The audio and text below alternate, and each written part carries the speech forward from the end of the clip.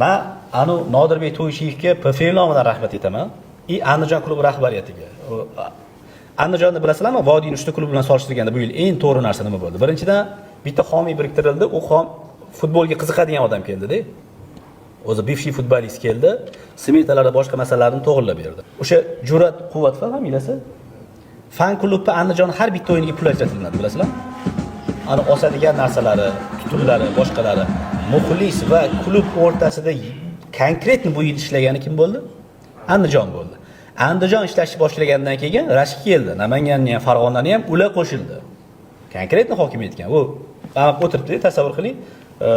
Andijon hokimi bilan Farg'ona hokimi o'tirib futbol ko'ryapti-da. Bular keldi, bunaqa narsami? U anaqa bo'ladi ularga, motivatsiya bo'ladi.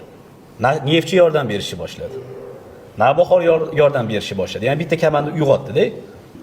Vodiy o'sha 3 ta komanda bugungi kundagi futbolning ligasini ta'minlab berib turibdi. Qo'shilasizlar shu fikrga.